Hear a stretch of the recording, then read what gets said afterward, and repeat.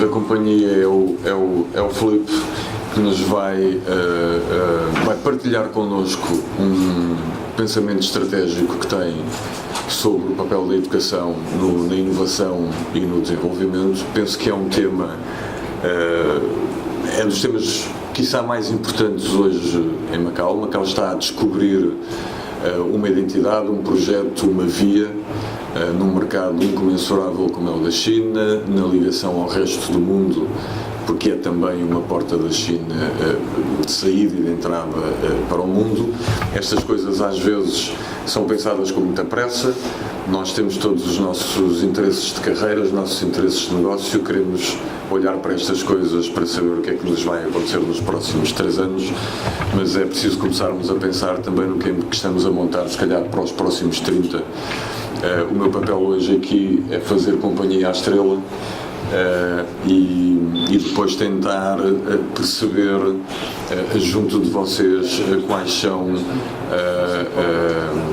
as áreas que vos interessam mais e depois conduzir uma pequena conversa entre nós sobre isso. Muito obrigado, Paulo Corrêa, pelas amáveis palavras. Gostava de fazer, antes de começar, gostava de fazer um breve disclaimer, só para informar que estamos em broadcast live, não é? E portanto acho que é uma oportunidade bastante relevante para também traduzirmos com maior impacto esta conferência. Gostava, antes de dar início à mesma, de referir que me encontro na Fundação Rui Cunha com muito prazer, com muita honra, e quero agradecer esse convite, nomeadamente na pessoa do Dr. Rui Cunha, na pessoa também do Dr. Tubal Gonçalves e também da Dra. Filipa Guadalupe. Estou com muito gosto aqui e venho-vos falar, como foi dito, sobre os desafios globais da educação e o papel que o empreendedorismo e a inovação podem ter em todo esse processo, enquanto investigador e enquanto professor da Universidade Europeia e do grupo Laureate International Universities. Uma última nota que também gostaria de referir. Tenho tido nestas últimas semanas um enorme e grato prazer de estar a desempenhar funções de teaching e de research na USJ, nomeadamente na companhia muito próxima do amigo o professor Januel Simões, que se encontra cá presente também.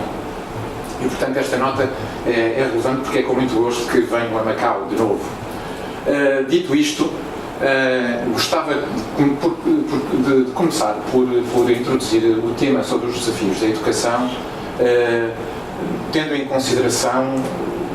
uma consideração geral, de primeira ordem, e que tem a ver com o seguinte: geralmente nós tendemos a subestimar os impactos dos fenómenos no curto prazo e a subestimá-los no longo prazo. E este tema dos desafios globais da educação, convido-vos a analisá-lo e a discuti-lo comigo à luz deste prisma.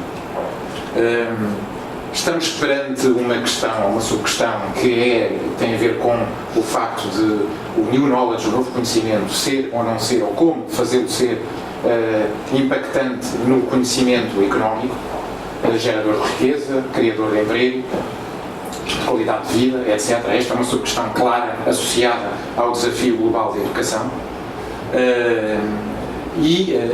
Ela enquadra-se numa mudança de um macro-referencial relevante. Nós vivemos uma era de transição em que o impacto nos recursos económicos está a transitar de uma ordem física, fundamentalmente ao nível dos recursos naturais, e também de inputs físicos que são transformados para uma ordem, se quisermos, intangível, no domínio do conhecimento, no domínio da geração da propriedade intelectual, da sua transferência e da sua comercialização também, com o natural objetivo de criar valor, inovar novos produtos, inovar novos serviços, novos processos, novos modelos de negócio, portanto introduzir melhorias substantivas na criação e no acesso a valor acrescentado e à inovação. E dentro deste paradigma, estas subquestões estão na ordem do dia e refletem as economias e os modelos económicos que várias regiões do globo estão a atravessar. A primeira é se e de que forma o novo conhecimento pode impactar na nova economia, no crescimento económico, nomeadamente, e a segunda é através da atitude do empreendedorismo e da inovação que nós conseguimos, ao nível dos países, das suas economias, das suas empresas, das suas indústrias e das suas universidades, realmente gerar crescimento económico, criar valor, criar riqueza, criar bem-estar, aumentar a qualidade de vida. Bom, dito isto, convido-vos a refletir também um aspecto que tem sido determinante neste processo de transformação, esta mudança de paradigma focada nos recursos naturais e nos inputs físicos para as fontes de vantagem competitiva centradas no pensamento, no conhecimento, na criação de patentes, na criação de novos produtos e serviços, que tem tido como origem a tecnologia, a disrupção tecnológica. Muitas vezes incremental, mas muitas vezes também disruptiva. E essa disrupção tem levado àquilo que eu digo como tipicamente less horses, more pigeons. E que é tão simples quanto isto. Nós estamos a passar de processos físicos, logísticos, transacionais, presenciais, para cada vez mais processos de business. A economia webizada, as plataformas de e-commerce, o acesso e a interconectividade entre empresas e pessoas, para criar novas plataformas relacionais, novas plataformas transacionais também, que criam, geram e dão acesso a serviços de valor acrescentado, acesso a produtos também, processos relacionais eles próprios, de satisfação, de fidelização, de co-criação, inclusivamente, e de desenvolvimento depois de práticas de fidelização em torno de negócios e, portanto, as economias neste domínio perdem o efeito da economia de escala perde a sua relevância quando passamos precisamente deste aspecto físico, logístico, para o aspecto de business. E este aspecto tecnológico introduz uma nova ordem. Introduz uma nova ordem porque, desde logo, indica, indicia e promove novos vencedores e também novos losers, novos perdedores.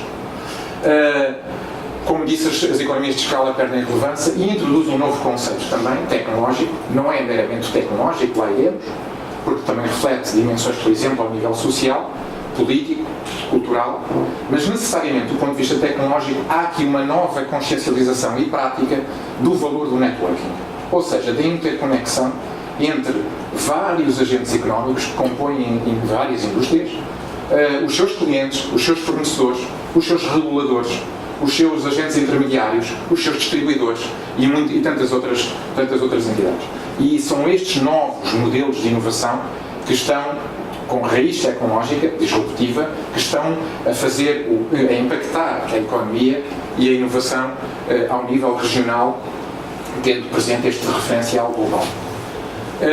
Em terceiro lugar, há um outro conjunto de fatores que é posto hoje em causa, a título de reflexão, sobre os modelos de pedagógicos, de aprendizagem e de ensino, que tão tipicamente foram utilizados de uma maneira presencial e muitas vezes de um para muitos, one to many,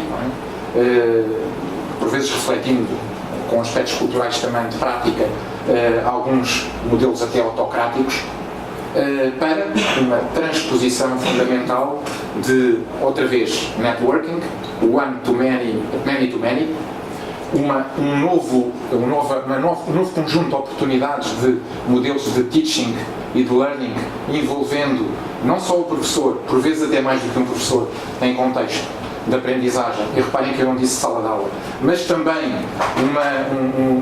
uma interação com um conjunto de alunos muito variado, que ao longo do próprio processo de aprendizagem assume pontualmente, por fases, co-liderança também e discussão desses processos, desses conteúdos e desses processos de aprendizagem, e uma mistura do ambiente que pode ser desenvolvida em torno desta experiência pedagógica entre o presencial e o virtual, entre o físico numa universidade ou numa empresa e o ensino à distância, que pode envolver várias unidades, vários professores, vários alunos, etc. Por último, queria também vos referir que há aqui um aspecto que é muito determinante, que é a cultura, esta nova cultura em que reflete esta economia do novo conhecimento, em que tudo o que é deixa de ser quase um segundo a seguir para passar a ser algo mais.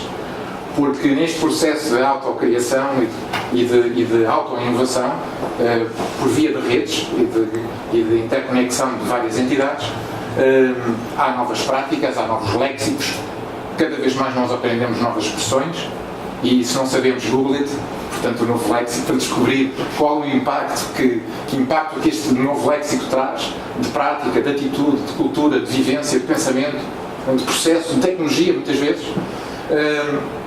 E também há aqui um novo conceito, é o conceito de social capital, ou capital da rede, que na prática permite, é uma função, se quisermos, de ordem integrativa, poderá ser neuronal, em princípio, mas tem um aspecto somativo, de adição, não é?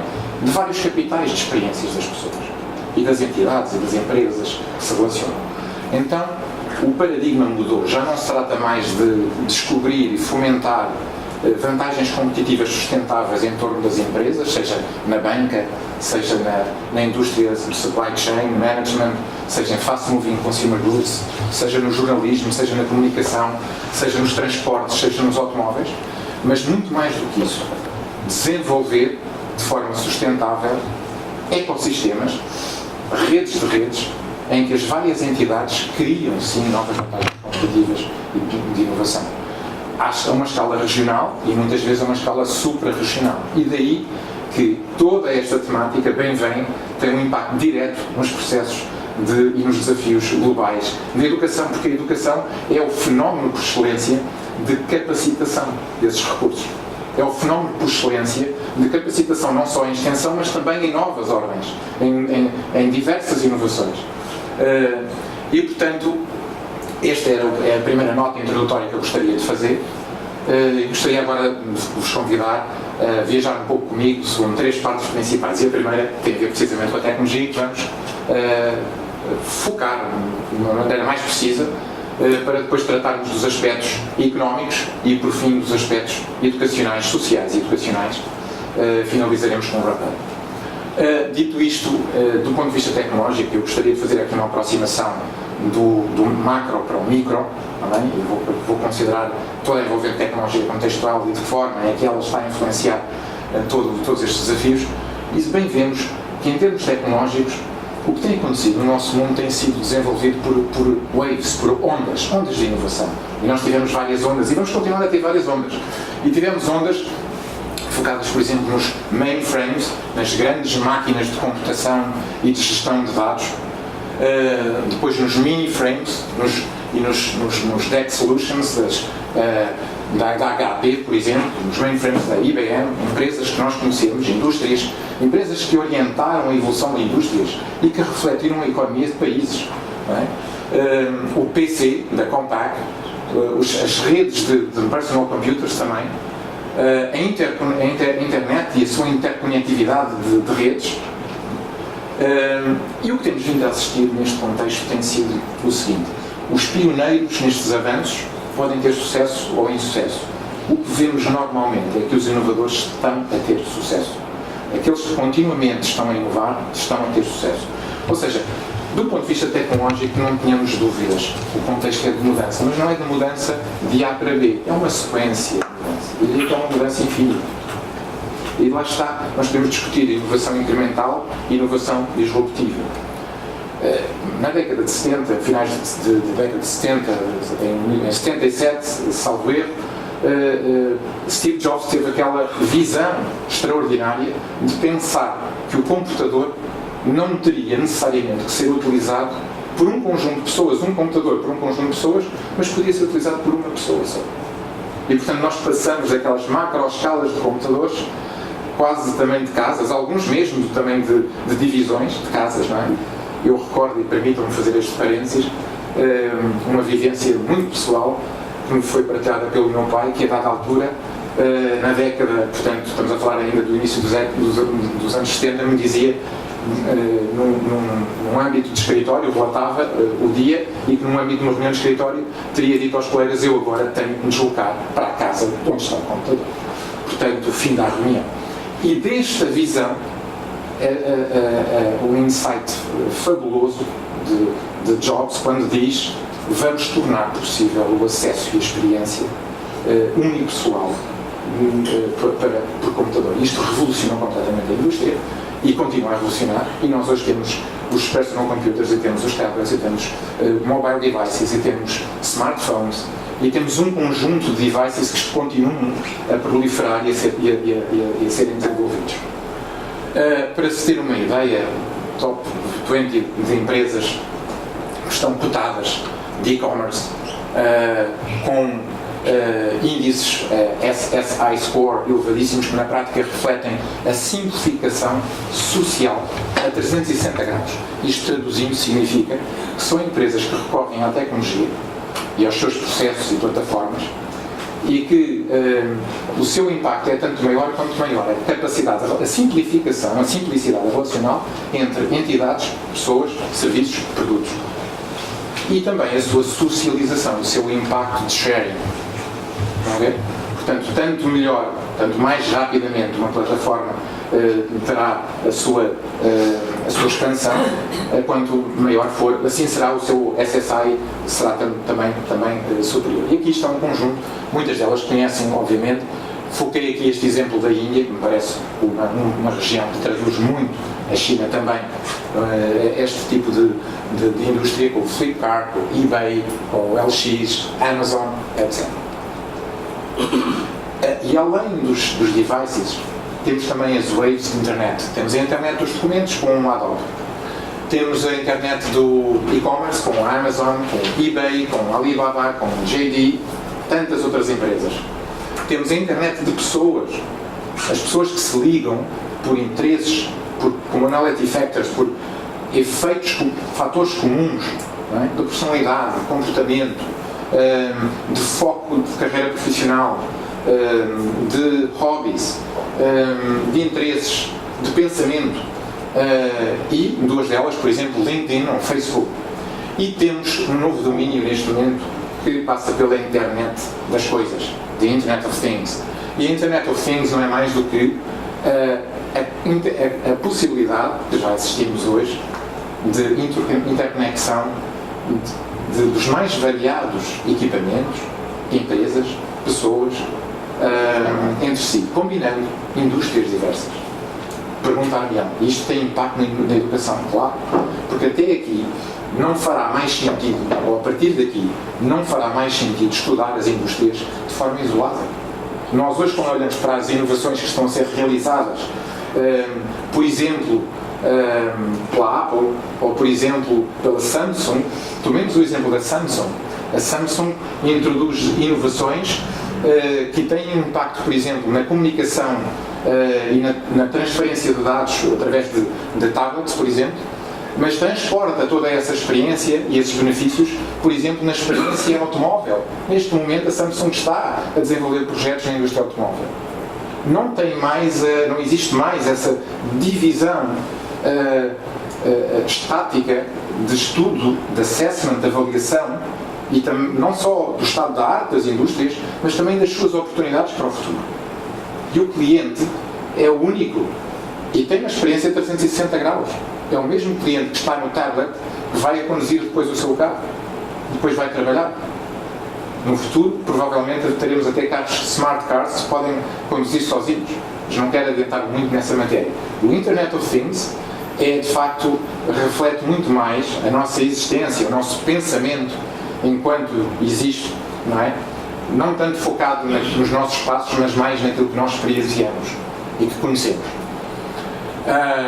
E, não obstante, não alheio a tudo isto, nós vivemos o mobile internet takes off, não é? Portanto, nós estamos a assistir que um dos aspectos que está a contribuir muito para este Internet of Things, internet de ligação com devices e com pessoas e com empresas provenientes até de indústrias diversas, passa muito pela mobilidade da internet, mas também pela mobilidade das pessoas. Cada vez mais o homem, o cidadão, o homem e a mulher, estão cada vez mais móveis.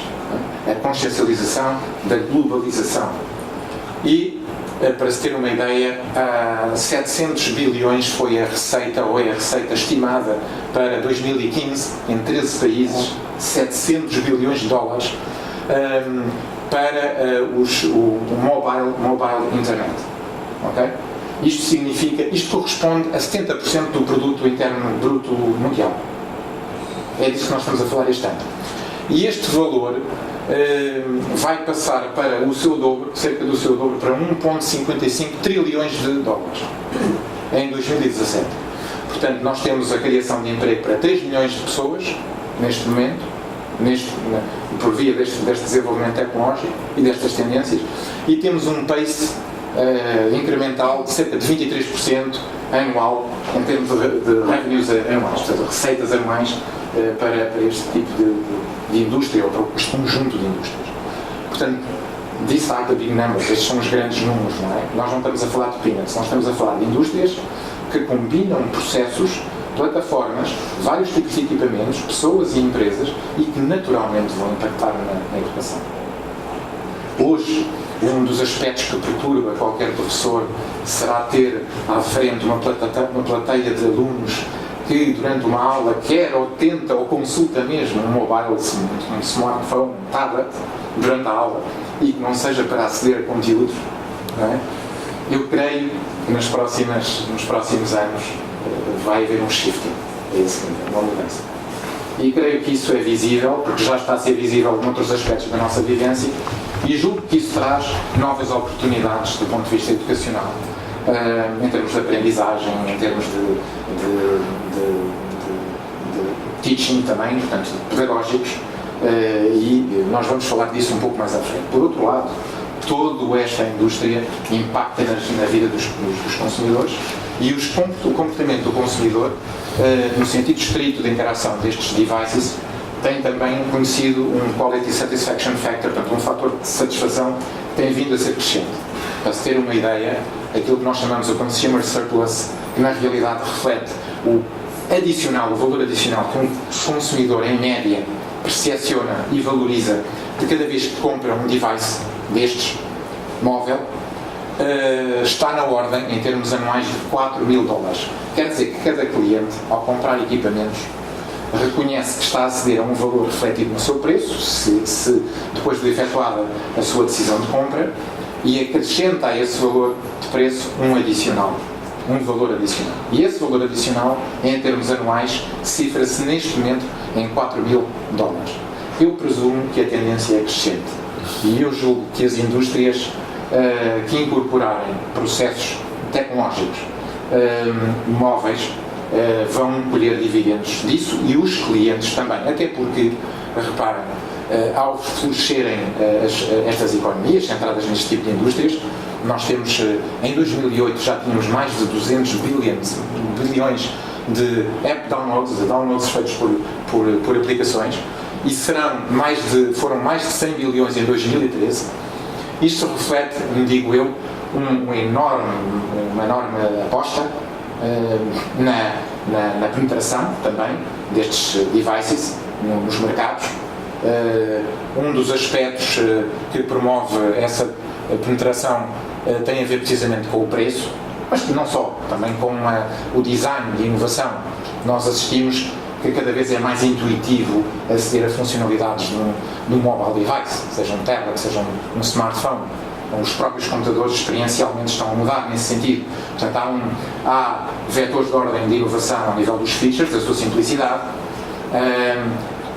Outra das visões também que alguns inovadores foram tendo ao longo da época, dos tempos. Eu recordo-me que há 20 anos atrás o motto, o slogan de se dizer: quem não sabe manusear um computador está fora dos aspectos competitivos da indústria e das empresas, está a cair em desuso. E a razão é simples: experimentem dar um computador, um smartphone, a uma criança com 5 anos de idade ou com 4 e verão que ele já sabe. Porquê? Não significa que seja muito mais esperto ou mais inteligente do que nós éramos naquela altura, mas significa que toda a evolução de concepção de soluções, de inovação a nível de processos, produtos, serviços, está muito mais acelerada, está muito mais evoluída, é muito mais user-friendly, é muito mais intuitiva, junta de uma série de fatores. E esse tem sido um dos fatores, e o outro é o preço. Obviamente o preço também reflete a competição, e portanto nós temos cerca de, em 2013, 1,5 bilhões de users, de utilizadores, e em 2017 teremos 3 bilhões de utilizadores. Portanto, vejam que a taxa de penetração de smartphones em 2011 foi 10%, em 2013 foi 20%, em 2017 será mais de 30%, 35%. É disso que nós estamos a falar e, portanto, será fácil também, pensarmos nestes números, imaginarmos o que vai ser o futuro e como é que a educação pode ser um driver também do shape, da transformação desse futuro. Como disse há pouco, a competição é feroz e isso significa que se tem que inovar rapidamente. Inovar, criar valor. No primeiro posto do pódio estão as experiências à distância, o wireless is king, não é? A mobilidade é de facto um dos principais drivers, e cada vez mais temos conexões mais rápidas, acessos mais fáceis, funcionalidades mais simples. Nós temos 18 mil devices, modelos de devices em Android, com base de Android. 18 mil no mundo. E portanto amanhã vamos ter mais, não é? E daqui a uma semana mais e por aí fora. E temos constantemente novos produtos. E estes novos produtos acompanham os clientes de uma forma experiencial 24 horas por dia. Já não são só mobiles, são os novos watches, não é? São os tablets, são os computadores. É uma experiência 360 graus. E a própria sala de aula, num contexto virtual e real, está a alterar-se e vai ter que se alterar ainda mais. Em 2008, o número de things, de coisas, equipamentos interconectados, excedeu o número de pessoas no planeta Terra. Em 2008. Portanto, isto é extraordinário e implica, de facto, uma nova vivência nos anos que temos à frente. Obviamente, há aqui um conjunto de tendências e que, muito rapidamente, uma das tendências tem a ver com o networking everything. Nós temos redes de redes, todas combinadas, numa era digital em que combinamos equipamentos, acedemos a um conjunto de equipamentos na nossa casa, no nosso local de trabalho, de ligação aos nossos fornecedores, de partilha de informação e de acesso aos nossos clientes, não só inbound, mas também outbound. Portanto, nós também recebemos a informação dos nossos clientes, o customer feedback, e incorporamos essas práticas. Eu acho que esta sessão é até um exemplo fantástico com esta sessão de broadcasting, desculpem lá, mas tenho mesmo que dizer isto sem pedir desculpa nenhum mesmo, porque é de facto bastante um exemplo disso mesmo. Vivemos nesta era e temos esta possibilidade. E esta possibilidade também, esta tendência, traz-nos a uma outra, é que com tantas interações, interesses, procura de benefícios, utilização desses benefícios, nós estamos também num domínio do consumidor. O consumer é o rei, não é? O consumidor é o rei. E nós estamos a passar de uma tendência em que a tecnologia é a rainha para ser o consumidor. Mas se na realidade, se verificarmos, estes passos estão a ser feitos em paralelo, e à frente vou traduzir isto num modelo simples, vou querer partilhar isso num modelo simples. Mas reparem que com tantas interações é preciso gerir muitos dados. E estamos na era do Big Data, não é? Máquinas, e sobretudo redes, temos clouds, system clouds, clouding systems que ligam várias pessoas, portanto passamos dos big mainframes para redes virtuais, outro tipo de máquinas, sistemas, e estamos a gerir de uma forma muito crescente. O crescimento, o investimento foi de 60%, ou tem sido com tendências da ordem de 60% na área do Big Data. O CAGR quer dizer Compound Annual Growth Rate, ou seja, é um investimento acumulado ano após ano em Big Data. E isto está na ordem dos 60%. Nós temos aqui, a partir de cerca de 2008, como disse, temos mais equipamentos do que pessoas, mais equipamentos conectados do que pessoas. E a tendência é crescente. Em 2010, 1.84 a relação, 2015 3.47 e em 2020 6.58, em que teremos 50 bilhões de equipamentos interconectados. 50 bilhões de equipamentos. Nós estamos a falar de 2020, nós estamos a falar daqui a 30 anos ou 50 anos. Nós estamos a falar de algo que vai acontecer muito em breve e que nós vamos estar, se Deus quiser, para estarmos cá para assistir. Muitos de nós vamos assistir, se não todos, e muitos para além de nós que estão aqui vão assistir. E é nesta sociedade, não já de informação, mas de conhecimento e de experiência digital, e em que a experiência digital perde fronteira fixa com a experiência real, que estão os desafios da educação. Terceiro, mobile computing. Obviamente uma macro tendência, 2 bilhões de pessoas com os smart devices, 2 bilhões mais na próxima década. As questões também da segurança e da privacidade. É muito previsível, já há sinais disso, que em breve possa haver alguns afinamentos. Vão refletir vários aspectos políticos, organizacionais, modelos de governance, vivências culturais, valores, algumas regiões mais do que outras, mas vivemos numa era de globalização e nos aspectos essenciais de e-commerce presumo que o status quo será muito idêntico, até para facilitar o international trade, não é? O comércio internacional. Penso que a um nível mais experiencial, cada vez mais também estamos globais. Se vos perguntasse quantos amigos têm de várias nacionalidades, ou quantas nacionalidades estão nos vossos grupos de amigos, a lista seria longa. E isso já significa todo esse reflexo. Mas não há dúvida que os aspectos regulatórios vão influenciar não só o desenvolvimento tecnológico, mas também o desenvolvimento económico, com o seu reflexo, e também o desenvolvimento social e educacional.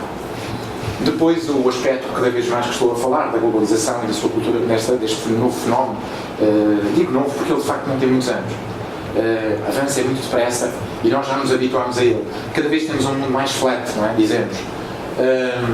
Depois, a transposição da tecnologia para algo que resulta da relação entre um sujeito e um objeto para ser algo que é já wearable, já consigo usar como se fosse quase a minha roupa ou quase o meu corpo, ou uma funcionalidade, uma função do meu próprio organismo. É neste domínio que nós estamos. Se estamos assim nesta era, na indústria, por exemplo, da medicina, por exemplo, o que não poderá ser na indústria educacional? Não tão intrusiva, mas muito mais experiencial. Novas oportunidades temos pela frente. A virtualização relativamente ao real, do ponto de vista de fronteira, esbate-se. Nós vemos isso num simples jogo de computador. Pode-se aprender a conduzir carro num virtual simulator, ou a conduzir um avião, ou tantas outras coisas. E por que não aprender conteúdos também? E até experienciados. E por que não gerir empresas? E por que não fazer negócios? E por que não testar novos produtos? E por que não captar aquilo que os clientes pensam acerca desses novos produtos e dos novos serviços? Claro que sim.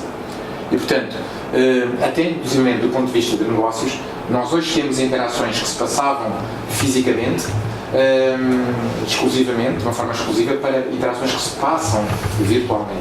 Experimentar roupa à distância, por exemplo, com câmaras e com sensores e com transmissores através de programas virtuais. Desde empresas já instaladas até startups, ainda há pouco tempo, há poucos anos atrás, uma startup portuguesa, por sinal, ilustrava a possibilidade de jogadores de alta competição, dos grandes clubes, passo a publicidade, o Manchester United, o Chelsea, estar a testar nos seus jogadores, os próprios faziam isso, por scanning, recorrendo a uma tecnologia de scanning feita a partir de um programa instalado, uma app instalada num smartphone, à sua perna, por exemplo. Os dados eram transmitidos para esta empresa que fabricava e fabrica de forma customizada as proteções para as canelas, as caneleiras. Eu não sei se têm conhecimento, mas 80% das fraturas e das lesões que são feitas a nível das canelas, estamos a falar de um asset, que é um ativo que é muito relevante para um jogador de futebol, não é? Que determina basicamente a evolução da sua carreira, certo? E o seu valor no mercado. Tem a ver com o facto, reside no facto de elas não serem customizáveis, não serem adaptáveis ao pé. Há gaps, e esses gaps promovem vibrações, e essas vibrações aumentam o impacto. E tem a ver com isso. E portanto, é neste mundo que nós estamos, desta virtualização estar a ser cada vez mais conseguida e portanto as fronteiras estarem a ser diminuídas. E com tanto innovation levado pela tecnologia, de forma disruptiva, gostava de enquadrar agora a segunda parte, os aspectos económicos. E os aspectos económicos, como key driving force, como força de transformação deste contexto, têm-nos levado a novos modelos de negócio e a novas políticas também económicas, de crescimento, de criação de riqueza, de geração de emprego, etc. E que refletem na realidade também novos interesses, novos benefícios, novas experiências por parte dos clientes, dos cidadãos do mundo. A Airbnb, para se ter uma noção, está listada em mais de 1 milhão tem mais de 1 milhão de listings atualizados. Não é? Está presente em mais de 190 países, não é? E em mais de 30 mil cidades, e promove experiências de alojamento, não é? Mobilidade, traveling, estamos a falar de travelers, short time travelers, portanto, viajantes que, por via dessa mobilidade altamente intensa, seja por questões turísticas, para conhecer novas pessoas, novas realidades, novas culturas, seja por questões também de trabalho, com a expansão e internacionalização das diferentes empresas e dos atores e agentes económicos com quem se relacionam, clientes, fornecedores, distribuidores, etc., passam 2, 3, 4 dias, pequenas temporadas, em variedíssimos locais. Nós sabemos isso e é uma grande tendência. E nós vemos isso nos segmentos-alvo, que são os millennials, por exemplo, entre os 20 e os 35 anos de idade, e vemos isso também nos executivos. E começamos a ver isso, tendencialmente, no futuro iremos ver também em camadas mais jovens. Isto significa que os segmentos-alvo de clientes que têm uma apetência por este tipo de serviços é crescente e tem uma dimensão, um size e um valor económico muitíssimo relevante. E os aspectos económicos estão centrados nesses aspectos. Daí que esteja neste momento a referenciar todos os aspectos que passam pela sharing economy, economia de partilha. Ou seja, nós passamos de modelos e processos de partilha ao nível tecnológico para também modelos e processos ao nível económico, também baseados na partilha. E temos variedíssimas empresas que vos posso citar, desde o Airbnb, desde a Uber, e também outras que vos falei, o próprio Facebook e o LinkedIn promovem alguns aspectos, nomeadamente o LinkedIn já ao nível transacional, para determinado tipo de segmentos, se quisermos, existem determinado tipo de benefícios que são pagos. Há aqui uma transação financeira. Há aspectos que estão a ser, inclusivamente do ponto de vista até financeiro, transformados. Já existem as bitcoins. Não quero entrar muito neste domínio, mas deixo-vos esta porta aberta para pensarmos formas que já estão a acontecer em alguns sistemas bem definidos, reguladoras de dinheiro digital, que é disso que se trata. E para se ter uma noção da importância do que estou a referir, a Uber está valorizada em 41 bilhões de dólares. Para se ter uma noção, a taxa, o revenues, as receitas provenientes de taxas anuais, portanto de impostos anuais a nível mundial, é de 35 bilhões. Portanto, temos uma empresa numa área de sharing economy que vale mais do que as receitas obtidas a nível fiscal ao nível mundial. Portanto, isto ilustra a importância que os aspectos que estou a falar do ponto de vista económico representam. Mas não só do ponto de vista da sua comercialização e da experiência e dos pagamentos, também do acesso ao capital. E os Kickstarters, e temos um conjunto de plataformas que relacionam e possibilitam que empresas inovem produtos e serviços, tragam ideias, lancem as suas ideias nestas plataformas e de uma forma, portanto, de crowdfunding, possam fazer o rising, não é? O levantamento do capital que necessitam a partir da adesão das pessoas. Trata-se de pessoas, cada uma põe uma quantidade de dinheiro e as empresas, por via deste efeito de rede, conseguem levantar um capital importante para lançar os seus produtos, melhorá-los, expandir os seus negócios, etc. É neste domínio também que nós estamos. E também na economia do valor, se quisermos, ou no sharing economy centrado no valor. Eu não resisti e tirei uma fotografia que vi há pouco tempo no LinkedIn sobre isto, dizendo que em 2015 a Uber, que representa a maior empresa de táxis do mundo, não possui um único veículo. O Facebook, que é a maior rede mais popular portanto, de pessoas, não cria um único content. Por outro lado, a Alibaba, que é o maior e mais valioso retailer do mundo inteiro, pura e simplesmente não tem inventário, no stocks. Ok? E Airbnb, como já vos tinha referido, quer dizer, maior provider de acomodação do mundo, não é? De alojamento, não tem real estate. Portanto, eu acho que, ao considerarmos estes aspectos económicos, nós estamos perante aqui um novo paradigma, precisamente, com que ilustrei logo ao início desta conferência, da passagem de uma economia centrada em recursos físicos, essencialmente físicos, também de capital, mas muito centrados, por exemplo, em aspectos de localização e recursos naturais, para uma economia virtual, centrada no conhecimento, na tecnologia associada ao conhecimento, na virtualização desses recursos, e que promove uma nova criação de valor. De facto, o market cap, a valorização em bolsa de empresas tecnológicas é muito elevada. No mundo inteiro, o somatório é superior ao valor que está ao valor do ouro contabilizado no mundo inteiro. Não quer dizer que nós temos empresas cotadas em bolsa nas várias indústrias tecnológicas que valem mais do que todas as reservas de ouro do mundo, basicamente. E, portanto, isto também significa que estamos neste período de transição.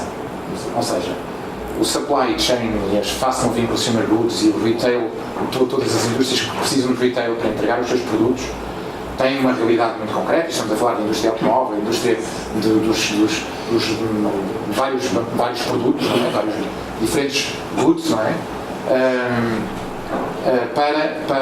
Que é muito relevante e continua a ser muito relevante, mas estamos a dizer que a relevância do ponto de vista económico está a ser transferida para indústrias que são fundamentalmente geridas a nível de e-commerce, processos de e-commerce.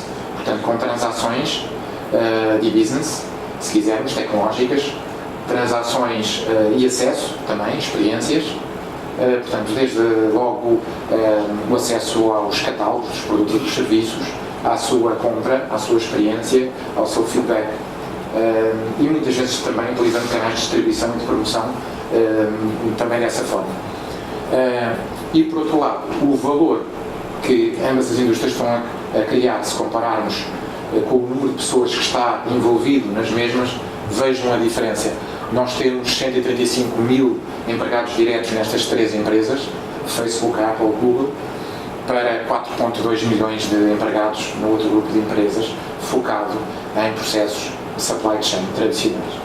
Quer isto dizer que, aquilo que vos referi há pouco, os novos modelos de estudo ao nível das indústrias e dos alunos que vão sair das universidades para essas indústrias, vão passar por novas formas de transformação.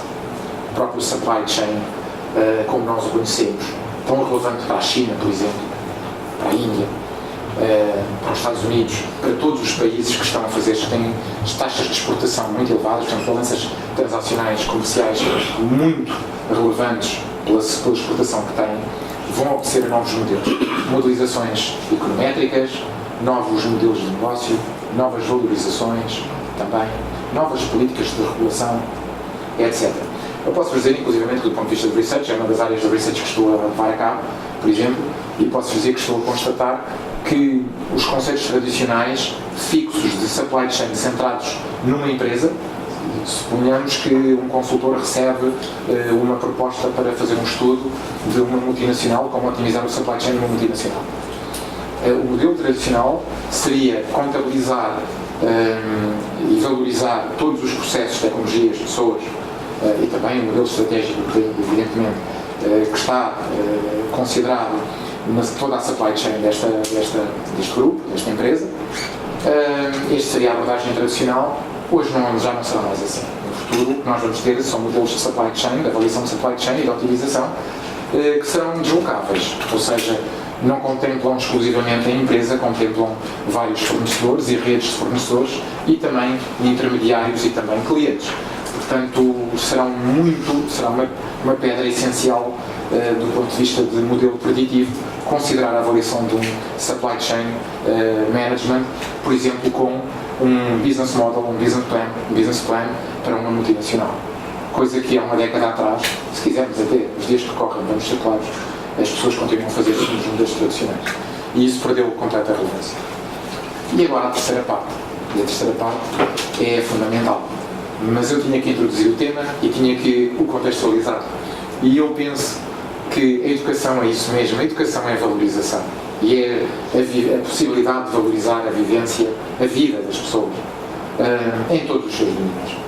E, portanto, a resposta a este novo conhecimento, ser ou não também conhecimento económico, passa pela composição, na minha perspectiva, de se contemplarem outro tipo de já um conceito que já existe, que já foi desenvolvido por outros investigadores, que é um knowledge filter, ou seja, que há um filtro de conhecimento que deve ser observado e modelado, e que, na minha opinião, terá um conjunto de dimensões um pouco mais alargado do que aquilo que é considerado hoje social, económico, tecnológico e político. Nós abordamos muito o tecnológico e o económico.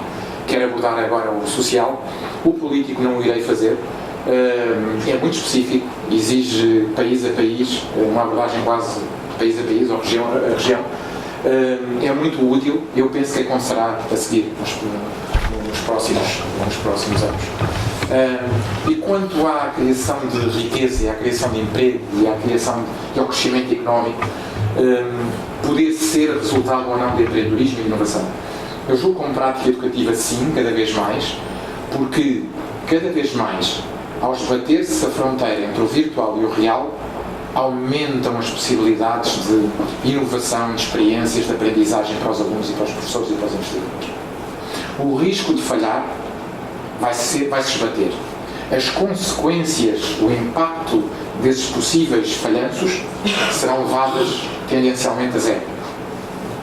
Em ambientes muito controlados, muito contextualizados. E tanto assim será mais, quanto mais se utilizar o virtual.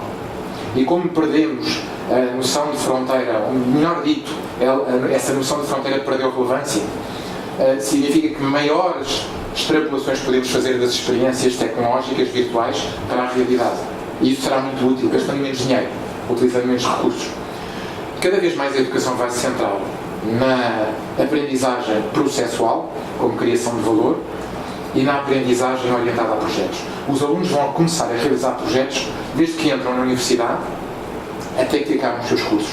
Projetos para quem? Projetos para self-development, desenvolvimento pessoal, autodescoberta, criatividade, afirmação, relação consigo e com os outros.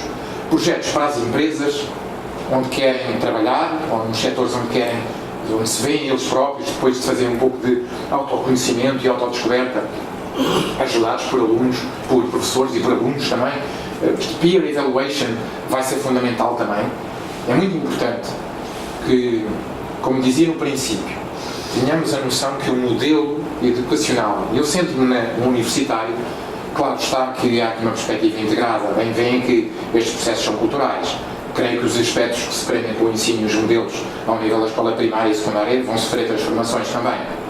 Mas reparem que há aqui uma questão de âmbito e nesse domínio, evidentemente não perdendo noção dessa visão integrada, julgo que vamos cada vez mais trazer experiências de aprendizagem em sala de aula muitíssimo integradas, aproveitando o manancial de conhecimento das redes. Se aquele exercício que fizemos e que comparamos entre as empresas, e estamos a falar de grandes multinacionais, que estão alicerçadas os seus modelos de negócio em redes físicas, e fizemos essa comparação para outras tecnológicas recentíssimas. Aliás, no domínio tecnológico é onde vemos o David e o Golias competirem e vemos o David ganhar ao Golias, porque as economias de escala perderam precisamente a importância. Mas se compararmos, dizia, em relação às empresas, por que não o fazer numa sala de aula? Não é nada claro para mim, numa tendência acelerada de mudança, que o somatório de conhecimento dos alunos numa sala de aula não possa ser, no mínimo, complementar ao somatório de conhecimento acumulado por um professor ou por mais professores. No mínimo, possa ser complementar. E em algumas áreas não seria de espantar, não seria de admirar, talvez difícil de admitir, que seja superior. O efeito da rede. E talvez isto leve, e vai levar, na minha perspectiva, a um novo role-play para os professores. O professor que sabe, mas que mais do que saber, é um interveniente, é um agente de transformação desse conhecimento. Faz com que se gere conhecimento e gera de facto processos de produção de conhecimento em sala de aula. Alguns oriundos dele e outros não, de todos os alunos constantes, mas também de outros atores da sociedade, do mercado, clientes e empresas. E neste domínio é curioso, eu tive acesso a um estudo realizado pelo Nielsen em 2015, portanto este estudo é ultra recente, que ilustra pela primeira vez que a procura, do ponto de vista de interesses por parte dos alunos, pela primeira vez coloca o e-commerce, o setor de e-commerce, pela primeira vez como o primeiro setor mais procurado pelos alunos onde querem trabalhar. Há 3 anos atrás este setor estava em terceiro lugar, o ano passado passou para, aliás há 2 anos estava em terceiro lugar, o ano passado passou para segundo lugar e este ano está em primeiro lugar. E em segundo lugar está o Fast Moving Consumer Goods, por excelência, como sabem, tem sido um setor altamente acessível do ponto de vista do que pode acontecer inovações centradas no consumidor. E com experiências de aprendizagem, case studies, projetos para os próprios alunos, para os próprios professores. Isto é muito interessante. Em terceiro lugar, a banca, nomeadamente a banca internacional estrangeira. Em quarto lugar, todas as instituições financeiras. Em quinto lugar, a business consultancy, as consultoras. E em sexto lugar, os conglomerados, portanto, as grandes multinacionais também. Portanto, com todos os aspectos multiculturais que implicam de grande valor acrescentado também experiencial e de aprendizagem. Mas o e-commerce sector passou também, do ponto de vista de interesse para se trabalhar por parte dos alunos para o primeiro lugar. Quer isto dizer que a experiência e a vivência que se tem enquanto consumidor, enquanto cidadão, não é só enquanto consumidor certamente, mas enquanto cidadão, até porque muitas vezes nós acedemos já a serviços que nem necessitamos mesmo de comprar, não é? Mas consumimos de facto, está a extravasar também para outras dimensões. É também onde os alunos mais querem aprender e é também onde os alunos mais querem trabalhar. Eu vou ser breve em relação a este grupo de slides. Do ponto de vista do mercado, há aqui claramente um gradiente grande que reflete as diferenças demográficas também e as diferenças também do ponto de vista de impacto no crescimento económico. Nós consideramos os países do chamado eixo Ásia-Pacífico, 21 países, têm mais impacto do ponto de vista demográfico, tem cerca de 40% da população, quase 50% da população mundial, tem 54% do produto interno bruto produzido à escala mundial, mais de metade, e portanto tem mais de 40% do comércio internacional. E é dentro deste contexto de globalização que nós estamos, portanto, setores de mercados, e queria focar-me rapidamente num exemplo, a China.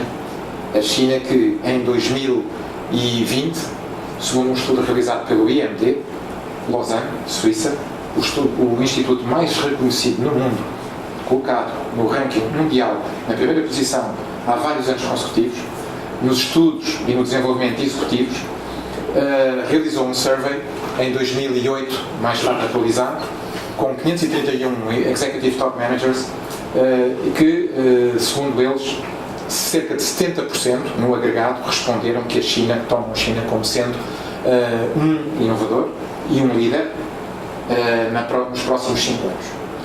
E o insight em relação àquilo que pode estar associado a esta percepção, a este assessment, tem a ver com o seguinte: até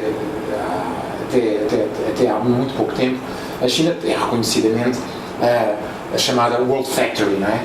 A maior fábrica mundial, e portanto com economias de escala muito relevantes, com um acesso a custos de matérias-primas e sobretudo a custo de mão de obra muito competitivo, mas rapidamente neste ambiente global e competitivo, com simplificação de processos, com o e-business a facilitar todos os modelos de contratualização, de contract management, exportações, acesso a matérias-primas também. Portanto, há uma combinação, se quiserem, um blended entre supply, logistic processes, processos de gestão de fornecimento físicos, logísticos e processos de e-business, vai rapidamente diferenciar-se a uma velocidade crescente. E, na minha opinião, e segundo este estudo, há dois níveis fundamentais, naquilo que nós designamos o upstream e o downstream. O upstream tem a ver com o foco no investigação e desenvolvimento. As universidades hoje em dia, em todo o mundo, mas sobretudo na China, têm que se centrar cada vez mais na investigação e desenvolvimento. A China, a sua indústria, as suas indústrias, as suas empresas, cada vez mais precisam deste aspecto. Precisam de reinventar os seus modelos, os seus processos, os seus produtos e serviços, as suas tecnologias, lançar novos produtos, fabricados, mas também desenvolvidos na China, pela China, com patent registration, com patentes da China. Essa é uma grande oportunidade, porque na cadeia de valor acedem logo a uma valorização muito mais substantiva e permite-lhes também comercializar a preços muito mais elevados. Esse é um domínio. E o segundo domínio é o marketing, é o downstream. Toda a relação com os clientes. E nós vemos hoje isto em várias indústrias. Olhando um pouco para Macau, eu podia já pegar um exemplo de o entertainment, acho que claramente, o gaming também, o fashion, top brands. Há muitas marcas que cada vez que estão na China que estão a despontar e que têm já um conhecimento muito avançado em termos de consumer behavior, em termos de brand management, em termos de marketing. Embora muitas delas sejam estrangeiras, mas começa a tomar forma e impacto marcas também nacionais, chinesas, que eu penso que, e também as tecnológicas, as empresas tecnológicas. Portanto, eu julgo que de um World Factory passaremos para um World Top Brand e para um World Top Innovator. E este é um pouco o reto. Por contraponto, a Europa também precisa de se reinventar, e eu não vou me centrar, crescimentos muito desacelerados, residuais, déficits económicos também relevantíssimos, desacelerações do ponto de vista de investimento, face à perda de confiança e à capacidade de previsão do que vai acontecer a seguir. Eu não sei se têm uma noção, mas mesmo até a contabilização se contabilizarmos face à capacidade instalada o que está de equipamentos a nível das várias indústrias à escala europeia, a rentabilização, a utilização desses equipamentos instalados é muito reduzida. Na média não estamos nos 100%, nem pouco mais ou menos. Estamos a falar de outros números, eu não tenho o número exato e portanto não vou referir, mas isto significa que novos modelos e processos de inovação também se vão verificar na Europa. E eu ilustro este gráfico só para dizer o seguinte: eu penso que as universidades têm aqui um papel determinante, olhando para os países que estão à frente atualmente em termos de inovação, new knowledge, cá está o novo conhecimento. Nós vemos Suécia, Alemanha, Dinamarca, Finlândia, e o que nós estamos a constatar é que esses países têm muito foco nos recursos humanos. Culturalmente fomentam uma abertura a novas ideias, um reforço fortíssimo das universidades com as empresas, uma experiência muito forte dos alunos, uma simplificação de processos tecnológicos, uma simplificação ao nível burocrático da obtenção de patentes e utilizar um processo e se quiserem, um boletim, e passo esta expressão, é mesmo provocatória para ter algum impacto, de realização legal, com caráter legal, da obtenção de patente que seja universal, a um nível regional, não a um nível sectorial, não a um nível regional local, algo muito mais abrangente e simples, rápido, e que combinado com modelos também de acesso a capital, portanto a capital de risco, nomeadamente, se possam ter de facto os fatores necessários para transformar a China na maior fábrica, num maior inovador e também naquilo que é de facto o maior gestor de marcas. E obviamente a Europa precisa também de apanhar ou de não perder esta competição. Esta competição é muito importante porque vai levar a benefícios, em última instância, para os mercados e para as pessoas. E, portanto, nós podemos ter aqui várias formas de inovação eficiente, que basicamente tem sido um dos modelos primordialmente focados por parte da Europa, em que se procura produzir mais com menos recursos, mas isso gera desemprego. Modelos de inovação mais centrados na sustentabilidade, que são úteis pela sua externalidade positiva, nomeadamente na poluição, nomeadamente de impactos adicionais, colaterais, noutras indústrias, mas tipicamente esses têm um efeito residual que tende para zero no tempo, ou então são altamente sazonais, a não ser que obedeçam a reformas estruturais.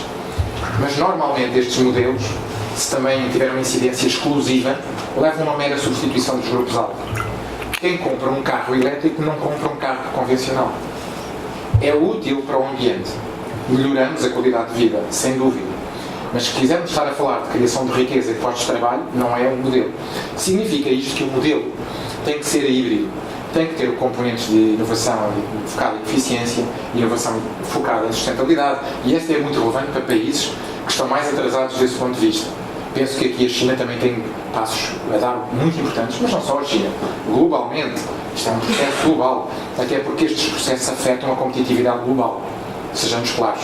Portanto, julga que tem que haver prioridades. E nesse domínio vem também um terceiro modelo. E este terceiro modelo é aquele que eu chamo de disruptivo e que na prática vai levar, tem um efeito de soma positiva, não é efeito de soma nula, vai levar à criação de novos postos de trabalho, criação de valor, criação de riqueza. Tem também mais riscos, porque como estamos a falar de inovação disruptiva, podemos acertar ou podemos errar. Mas voltamos outra vez àquilo que referimos antes. A tecnologia pode nos ajudar muito no testing, na virtualização, no testing das redes ao nível regional. Isto é um exemplo para Portugal e para a Espanha. E beneficiamos aqui de dois aspectos fundamentais. Daquilo que chamo a Moore's Law, relativamente aos custos de computing, e à valorização, ao incremento de transações que são realizados ao longo do tempo. Ao nível de transações que são realizadas ao longo do tempo, nós caminhamos exponencialmente. Portanto, os MIPS são Million Instructions per Second, okay, que são realizadas. Quer dizer que nós estamos exponencialmente, daí a lei de Moore reflete isso mesmo. Do ponto de vista de custos de computing e de comunicação, já tínhamos reparado, estamos a tender para zero. É a simplificação da tecnologia. Em breve teremos custos que estão centrados não no acesso, mas cada vez mais nos serviços de valor acrescentado. E, portanto, o cost computing está a crescer, os custos de telecomunicações estão a crescer, e aquilo que está a gerar, de facto, uma disrupção, esta lei disruptiva de inovação, tem na realidade, e é o propósito desta conferência, ilustrar uma multiplicidade de variáveis, de dimensões. De facto, uma variável política, que eu não abordei, uma variável económica, uma variável social e uma variável tecnológica. Até aqui, muitos investigadores e professores têm tomado estas dimensões com uma ordem preferencialmente de importância para a tecnologia. Mas eu devo manifestar a minha posição também pessoal. Eu julgo que, na realidade, há um efeito de soma, em primeiro lugar. Todas aquelas tendências têm um impacto de soma que deve ser considerado. E, em segundo, a meu ver, a componente social é fundamental. E provavelmente será a mais importante. Porquê? Por causa das questões das adoções, também desses processos, e porque as tecnologias servem de pessoas. E as pessoas relacionam-se. E comportam-se do ponto de vista até de processo de consumidor, quer individualmente, quer coletivamente, e há aqui mútuas influências tecnológicas, sociais e económicas. Julgo que os aspectos sociais serão determinantes.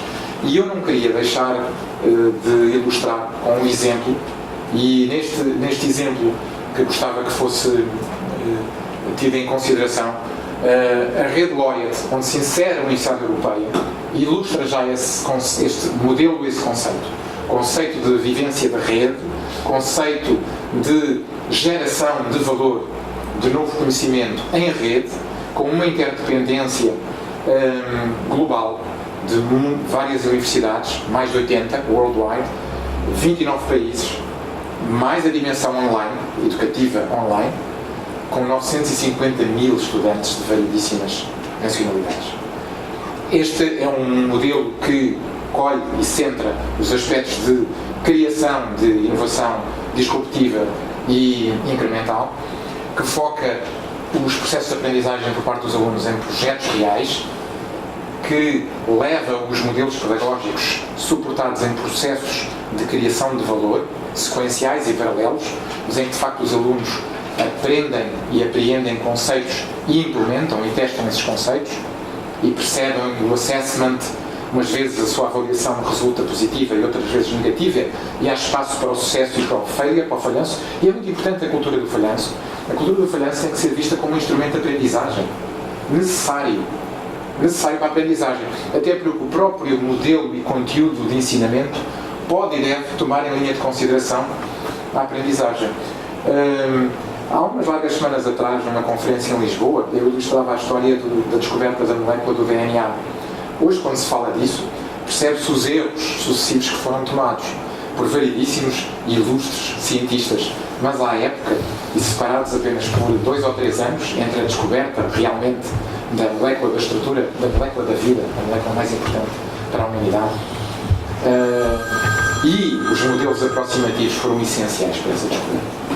E este é a nova consciência que nós temos que trazer para a sala de aula, para a sala de aula e para a sala de aprendizagem que está também fora da sala de aula, que está na relação com as empresas e na relação com os vários agentes económicos, os clientes, os distribuidores, etc. Hoje, do ponto de vista educacional, há 2 escolas de pensamento fundamentais. A Universidade de Harvard é a principal neste debate sobre que novos modelos educacionais entrar. A primeira escola é a de Porter, que está muito centrada numa inovação incremental. Ele defende o online courses, portanto, cursos online que vivenciam, portanto, que estão muito interligados com as experiências presenciais. Portanto, não é disruptiva, é simplesmente o reforço de uma vantagem complementar relativamente aos modelos, aos programas, aos conteúdos programáticos e aos modelos de aprendizagem que estão sendo desenvolvidos. Por outro lado, Chris Hansen, outro investigador e professor muito reconhecido, defende uma inovação mais radical, mais disruptiva. Defende que os cursos online vão ter um impacto relevantíssimo. Que os alunos buscam muito esse tipo de experiência, porque é o tipo de experiência que têm noutros contextos, na diversão, no acesso à informação, sem ser para fins educativos. Mas mesmo até o processo educativo, e propositadamente utilizei agora este léxico, ganha um valor mais abrangente, porque formalmente não podemos dizer que o aluno não pode, enquanto consulta um site sobre um setor ou sobre um mercado, que não está a aprender informação relevante, agregada, organizada e a estruturar conhecimento que depois possa utilizar em modelos mais estruturados. Portanto, esta nova experiência está ainda em discussão. Há alguns modelos, alguns pilotos. Há oportunidades claras. A facilidade com que se podem obter acesso, os alunos podem, primeiro, chegar mais facilmente a alunos. As universidades chegarem a alunos que estão residentes noutros países, rapidamente, online. Depois, o acesso aos próprios conteúdos, a própria substituição dos conteúdos, a valorização da informação e do conhecimento desses conteúdos, se quiser, o valor útil de cada conteúdo, porque o aluno não tem que deitar o livro fora, não tem que pôr o livro na prateleira. O livro vai se atualizando, o livro digital atualiza-se, certo? As plataformas atualizam-se. Há aqui também um return on investment que pode ser maior, o retorno de investimento pode ser maior, pode estar contextualizado noutros modelos para as próprias universidades e para as entidades com que as universidades se relacionam. Por outro lugar, há um decréscimo dos custos de acesso a esses materiais, nomeadamente à percepção também. Como disse, a experiência é muito ligada ao processo e ao projeto. Há alguns riscos. O risco e o desafio é como tornar uma experiência virtual que reflita uma interatividade social. Esse é o grande desafio tecnológico. Provavelmente estas aproximações digitais vão ter também aquilo que nós chamamos o blended learning. E o blended learning não é mais do que a combinação de experiências de aprendizagem face a face com aprendizagem, portanto, presencial, com aprendizagem online.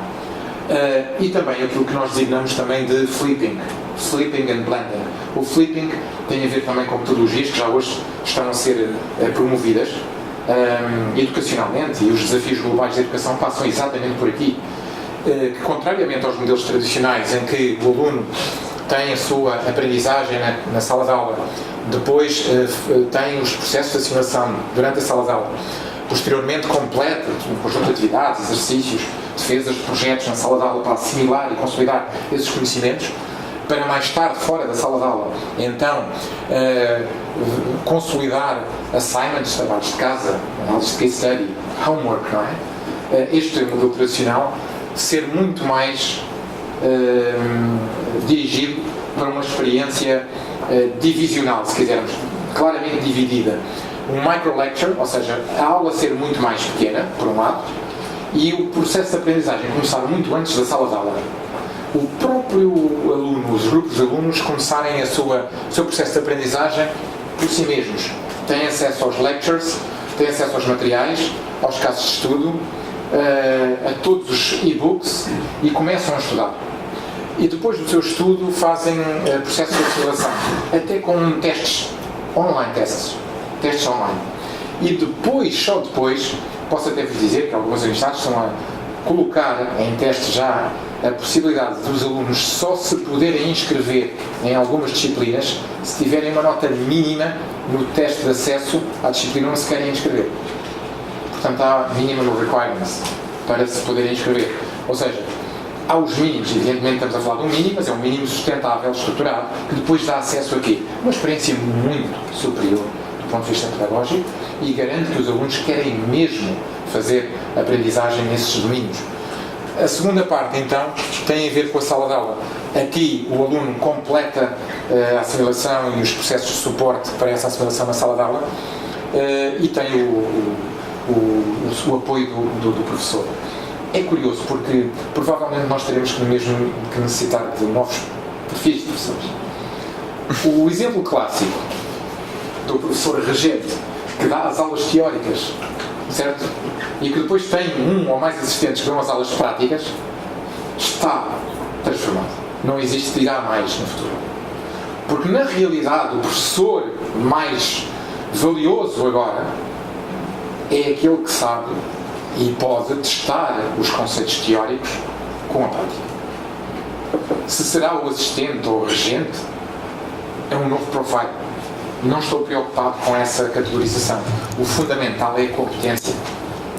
E esta nova competência reflete uma nova vivência que, como disse, é social, é económica e é tecnológica. Reflete este novo paradigma de centralização do conhecimento numa ordem muito mais intangível, intelectual, muito menos física e também numa vivência muito mais de mobilidade superior das pessoas e das várias entidades. E vejam, a aprendizagem, a sua retenção é muito superior se compararmos 5% para o lecture focus, se compararmos temos 90% para os outro tipo de metodologias que vos apresentei. Flipping e Blended.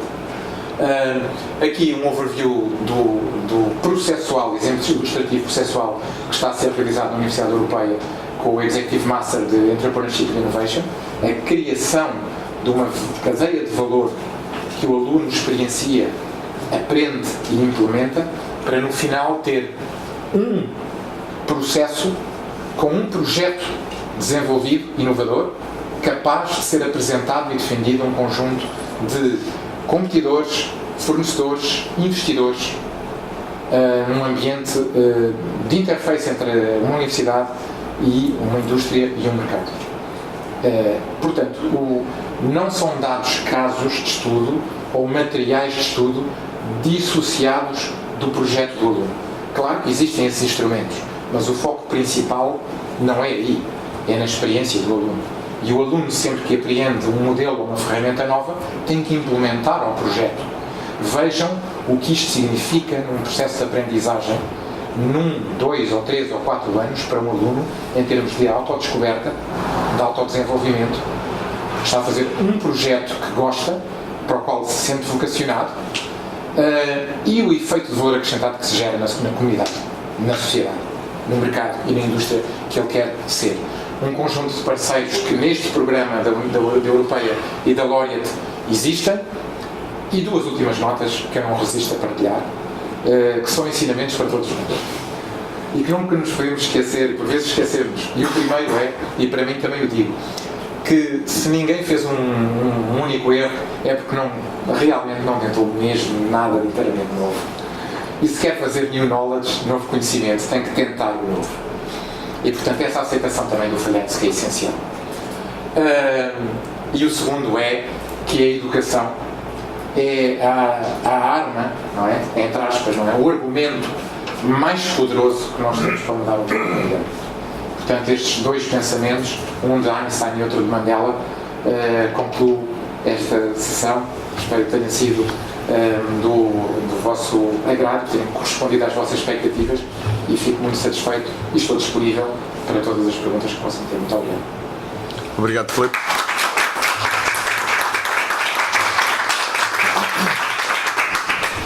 Eu, quando a Filipa me disse: "Oh Paulo, tens que vir", eu disse: "Mas eu vou dizer o quê sobre isto, não é?" "Não, mas tu tens é que conhecer o Filipe." E na verdade era isso, eu tinha que vir, tinha que ouvir o Filipe, não é? Eu acho que nós temos que ouvir isto, todos nós temos que ouvir isto em Macau, porque em Macau há um fator que foi aquilo que o Filipe desenvolveu menos, e se calhar eu perdi aqui 10 minutos para falar nele, porque o que há em Macau é uma circunstância política muito especial neste momento, que é uma força condutora de modelos de identidade e de uma projeção do futuro de Macau, para a qual estão a ser criadas condições. Todos os dias hoje, e algumas das pessoas que aqui estão já estiveram hoje de manhã a discutir isso num contexto particular, estão a viver a oportunidade de criar um modelo de desenvolvimento em Macau. E a questão central aqui é que nós não podemos discutir isso sem discutir a percepção do mundo que aí vem e sem discutir os modelos de educação que queremos criar em Macau, para que as novas gerações usufruam de facto da oportunidade política que nós temos, eu diria até a missão de criar. Há uma coisa que é óbvia para mim no caso específico de Macau. Eu, numa conferência deste género há muitos anos em Nova Iorque, conheci um professor, por acaso de origem chinesa, ou não por acaso, que me dizia: "Oh Paulo, tu sabes como é que nós podemos prever o futuro?" Como? Olhando para o presente, não é? Porque o futuro já cá está. O que o Filipe fez foi uma descrição analítica do futuro, que já tem dados, já tem métrica, já tem reflexão, já tem modelos académicos. O que nós nos recusamos muitas vezes a fazer é parar para ver o presente. E nós, se olharmos para isto e se cruzarmos isto com o presente de Macau, percebemos o que temos que fazer. Quando, do ponto de vista político, e todos nós somos confrontados diariamente com isso nas várias atividades que temos, quando nós começamos a discutir o que é a diversificação económica, o que é o projeto de Lusófono chinês, o que é a integração regional, ou seja, todas as guidelines políticas que definem o que é que vai ter apoio, o que é que vai ter subsídio, o que é que vai ter investimentos, o que é que vai ter autorizações de vir, não é? O que nós estamos no fundo a falar é todos da mesma coisa, que como não vai haver aqui certamente pescas nem agricultura, porque felizmente Macau não tem geografia para estar a montar coisas que já não fazem sentido, não é? Nós não temos que montar armazéns, temos que montar websites, não é? Isto é óbvio para Macau. E portanto o que nós temos que fazer é criar uma sociedade de serviços inteligente. E uma sociedade de serviços inteligente é uma sociedade que domina as línguas e as linguagens. Não é só traduzir de chinês para português ou de português para inglês, é fazer a chamada tradução cultural completa, que parte da percepção daquilo que homens como o Filipe andam a estudar, e não andam a estudar como os renascentistas andavam, andam a estudar glosando o pensamento existente e inovando em cima dele, penso eu. E portanto é isso que nós temos que aprender em Macau, a fazer isso uns com os outros, a fazer isso obviamente na escola primária, que é para que os alunos não cheguem à universidade já com as deficiências, não é, que nós sabemos que chegam. Portanto, eu penso que em Macau é preciso começar a pensar num plano a 30 anos, é preciso salvar as gerações, não é, de pessoas como a minha idade, enfim, que já não têm tempo de fazer 30 anos de aprendizagem, e portanto temos que criar processos de aquisição de conhecimento intercalares, temos que criar modelos de aprendizagem ao longo da vida ativa. Temos que exigir a nós próprios, nas nossas pequenas, médias e grandes empresas, que as pessoas frequentem, não é, a aquisição de conhecimento e, portanto, ganhar tempo para aproveitar as gerações que têm poder, que têm decisão, que têm networks, que têm acesso e, portanto, dar-lhes outra mais-valia, acrescentar-lhes valor rapidamente. E temos, sobretudo, que começar a olhar para os miúdos e perceber que, se lhe dermos isto, estamos a criar outra cidade e se calhar estamos a cumprir uma missão para a qual temos uma oportunidade política, é essa a minha opinião, mas se calhar não estão cumpridas todas as outras que o Filipe mencionou e que é preciso rapidamente agregar para que se faça a tal soma, não é? E que se avance a uma velocidade, eu diria, com o mínimo de eficiência. Eu não me vou alongar, vou só dar um exemplo daquilo que eu estou a falar. Eu, quando me calhou a oportunidade em Portugal, numa empresa específica, de promover a sua reconversão, ou seja, pegar numa empresa que tinha 50 anos ou 60 de história e olhar para ela e tentar perceber quantos anos de atraso tinha e o que é que era preciso fazer para remodelar, tive a sorte, ainda numa idade engraçada, de dar uma pequena volta à Europa e aos Estados Unidos a estudar o que é que se estava a fazer nessa área. E, portanto, pegar numa empresa clássica, eu diria tradicional, focada em modelos de negócio e em produção de conteúdos tradicionais, desadaptadas ao tempo e ao futuro, e ouvi muita coisa e conheci muita gente. E andava nas Alemanhas e nas Inglaterras e nos Estados Unidos a estudar as BBCs e as rádios alemãs e tal. E de repente conheci uma terra chamada Macedónia, parecia não contar nisto totobola, e foi de onde eu extraí o modelo que depois adaptei em Portugal à agência Lusa. E porquê? Porque os macedónios perceberam que estavam rodeados de guerras, de montanhas, não tinham mar, não tinham capacidade de investir nas indústrias clássicas, e eu de repente, quando fui ver os ratings de investimento em novas tecnologias, percebi que a Macedónia era só o número 1 da OCDE. Não é? E portanto eu diria que, olhando para o presente, a Macedónia vai contar no futuro próximo. Isto tem 5 anos, não é? Ainda não está a abrir os noticiários da BBC, mas eu diria que um dia vai estar, não é? Porque eles estão a fazer o investimento, ou seja, perceberam que era esse o caminho deles. E eu tenho a intuição, se quiserem, a ilusão, se preferirem, no meu caso, eu defino-a como uma convicção, é esse o modelo para Macau. Este é o modelo para Macau.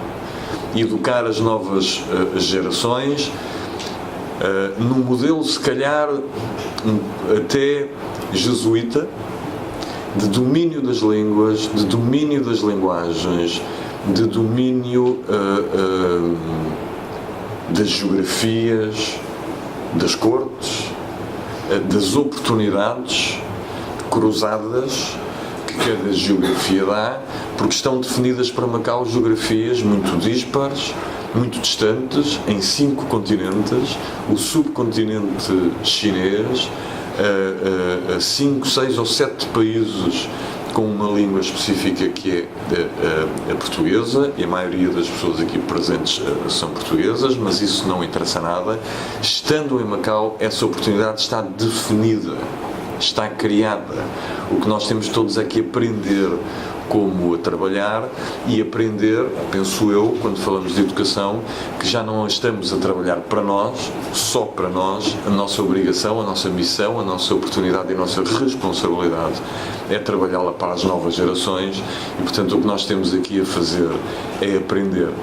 É a má notícia, não é? Estamos com 40, 45, 50, 57, 60, o que temos é que aprender, que é para poder ensinar.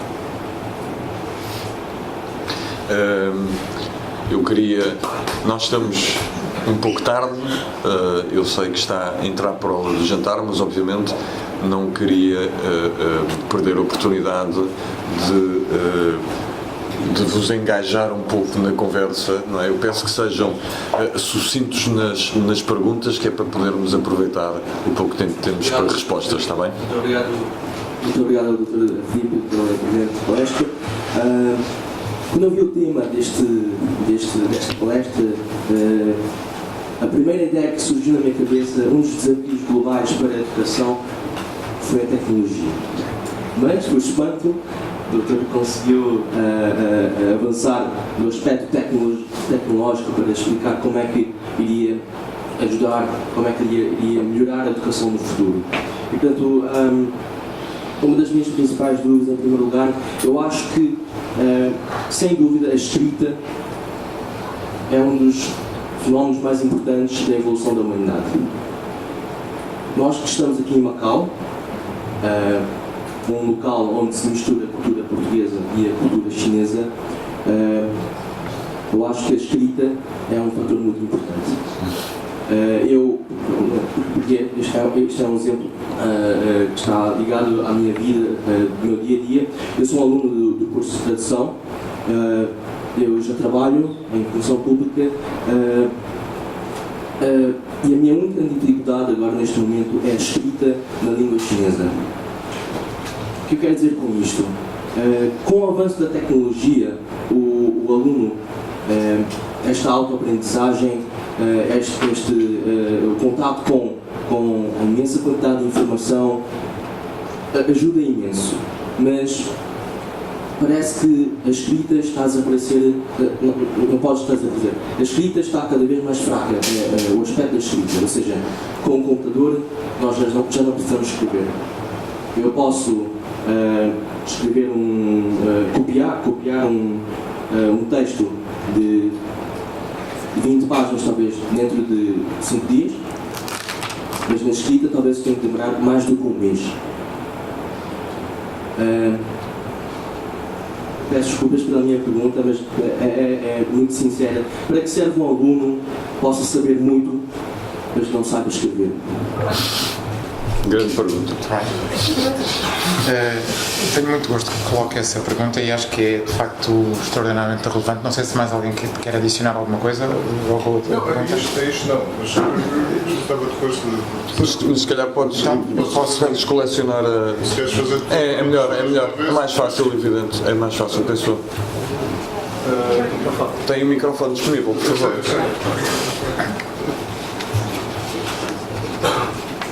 Obrigado. Antes de mais, obrigado pela exposição.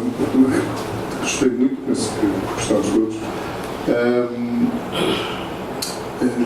Só uma primeira nota, que é um bocadinho, se calhar, anedótica, mas não consegui deixar de esboçar um sorriso. Já vão perceber porque determinados passos da exposição.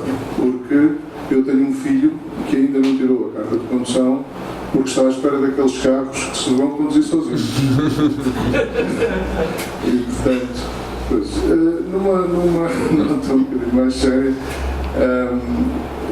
era para, pronto, no fundo, uma ideia que agora consegui, se calhar, amadurecer um bocadinho, mas gostava também de ouvir se concorda com ela, que é esta evolução da universidade, que era tradicionalmente um sítio ou um local onde se ia beber conhecimento, para passar a ser um local onde, no fundo, se vai, se calhar, consolidar, integrar e até estruturar conhecimentos que já temos e que já adquirimos, eventualmente, através das novas tecnologias e da internet.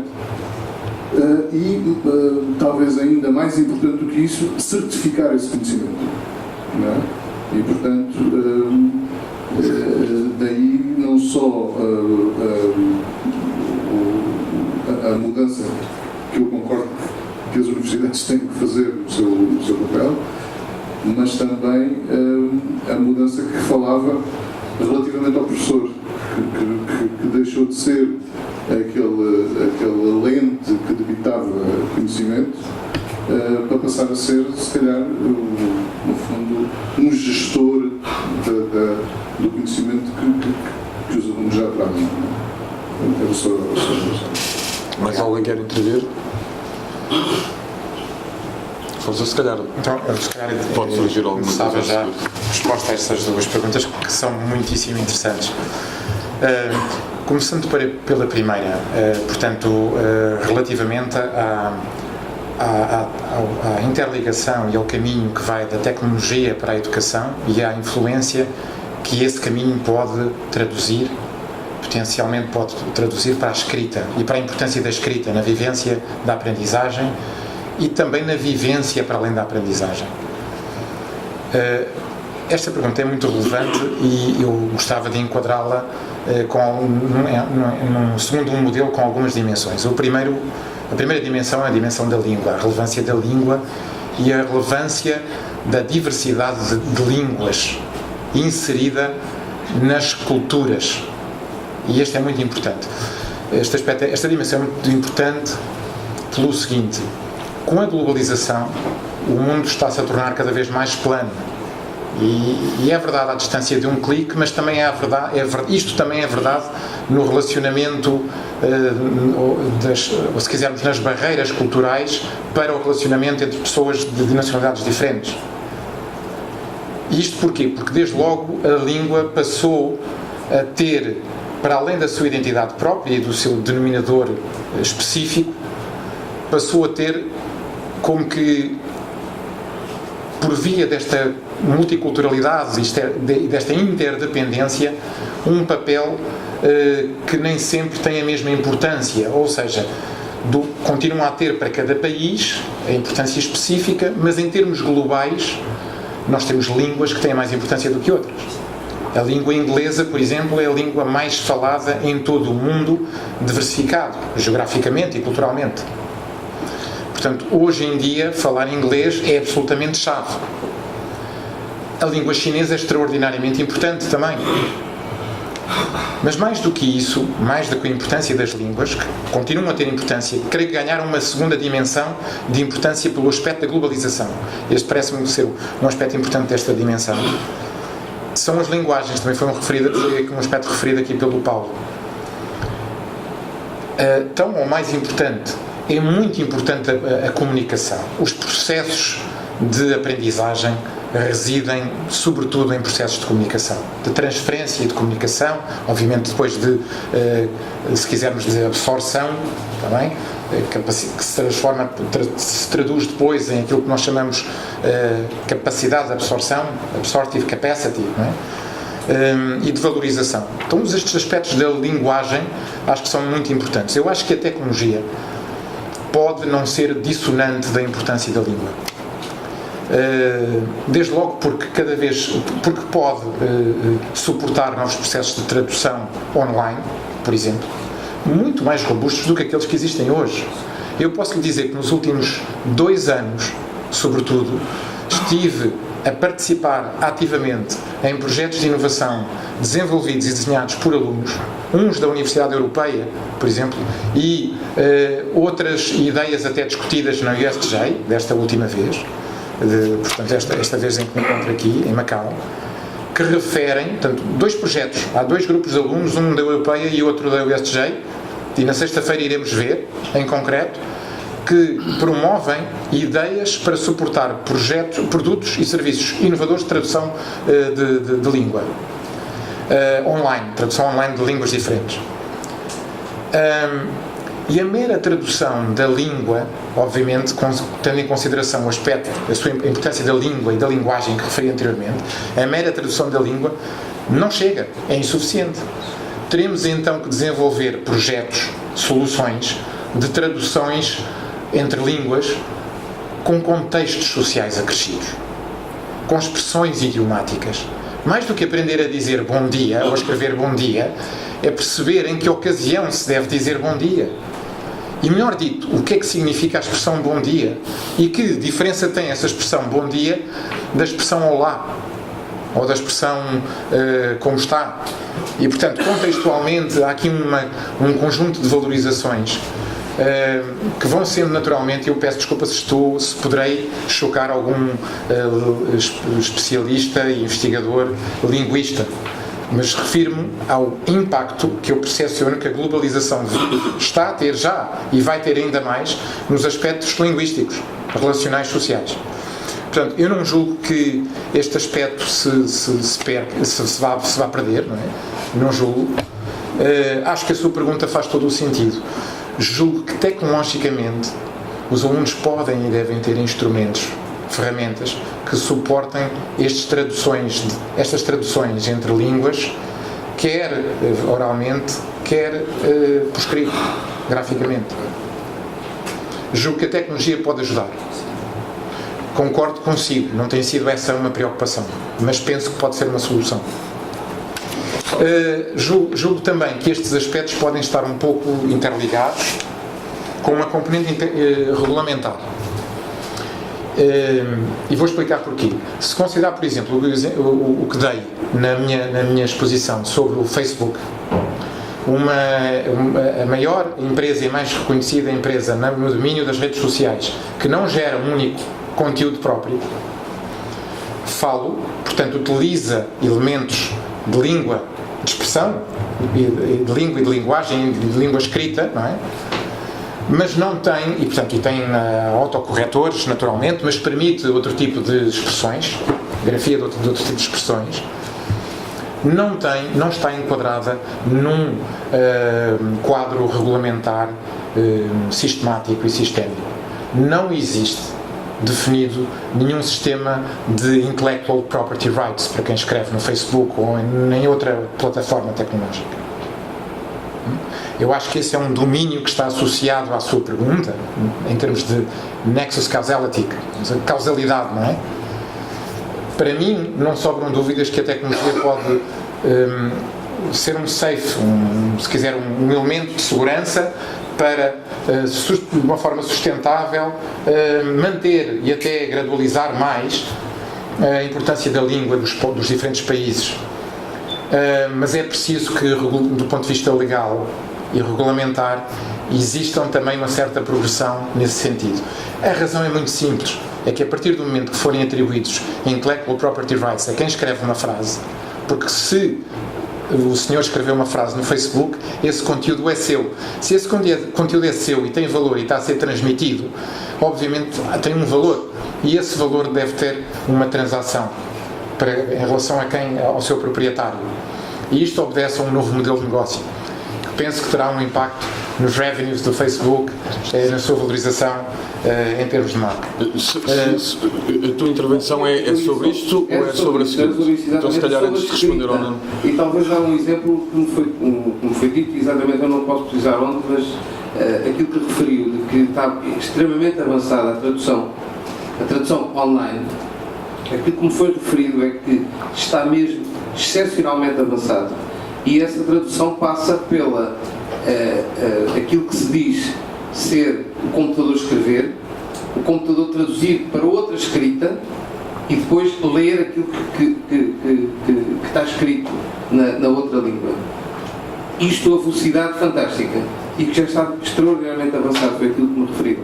Era só ilustrar um pouco e como a escrita está no meio disto, é interessante, a escrita está no meio da tradução, sempre. Agora a questão do oralidade. Muito obrigado por ter complementado, e eu vou ser muito breve na resposta à segunda pergunta, espero. Eu acho que de facto a evolução da universidade, como referiu, encerra em si um conjunto de transformações. Eu penso que os aspectos sociais vão ganhar uma maior importância. Nós passamos do generalismo para o grau último de especialização. O último grande generalista que tivemos foi talvez Leonardo da Vinci. E desde então, mesmo sendo um generalista, ou se quisermos um especialista em variedíssimas áreas, porque foi um inventor, foi um investigador, foi alguém profundamente conhecedor que deixou uma herança de valor incalculável para a humanidade. Eu acho que é um ótimo exemplo do que pode ser a universidade. Eu acho que nós caminhamos muito e bem numa ótica de especialização. Julgo que o papel que a universidade pode ter de forma reforçada, neste contexto, nestes modelos que apresentei, e no futuro, será a capacidade de continuar a investigar do ponto de vista de especialização esses domínios e trazer new knowledge, por um lado. Mas mais do que isso, ter a capacidade de integrar o social com o tecnológico, com o político, com o económico. A universidade é, por excelência, esse integrador. A universidade, e penso que os cursos vão, cada vez de uma forma crescente, adquirir essa orientação. Julgo que cada vez mais se vai centrar, para além, como dizia, dos aspectos que são específicos, em orientações de processo, de cadeia de valor, como aquela que ilustrei há pouco. Se quiser, no estudo de fenómenos. Se eu quero estudar um fenómeno que tem dimensões de engenharia, dimensões também técnicas e tecnológicas específicas, de arquitetura, de design, etc., eu irei estudar um conjunto de fenómenos. Neste momento já existem experiências, inclusivamente levadas a um extremo, se quiser, para fazer o case do que quero aqui ilustrar, que defendem até a aprendizagem, nomeadamente com camadas mais jovens, não de áreas específicas, mas de conhecimento, discussão e análise de fenómenos integrativos de áreas específicas. Porque nós não podemos perder esta capacidade interpretativa. Nós não podemos perder esta capacidade de integrar, de interligar e de integrar. Essa é realmente aquilo que serve de suporte à consciência do homem no futuro. Portanto, eu penso que esse domínio será muito importante, não vai acabar. Acho que se vai reforçar, que nesta altura, provavelmente, em algumas escolas se perdeu um pouco, foi um pouco esvaziado. Estamos, de facto, num novo renascentismo, se quiser, a meu ver. Obviamente que tem especialização também, é uma nova wave de inovação, mas é necessário. Falou na certificação, eu acho que a certificação é relevantíssima, vai-se colocar do ponto de vista de desafio para os vários agentes, como certificar estes novos modelos, processos, conteúdos, estas novas integrações, se quiser. Eu penso que os professores na área social vão ser vitais nesse domínio. O New Knowledge diz-nos que que não é obtido pela mera transformação tecnológica, do tecnológico para o económico. É preciso o social. E esta interpretação é muito determinante.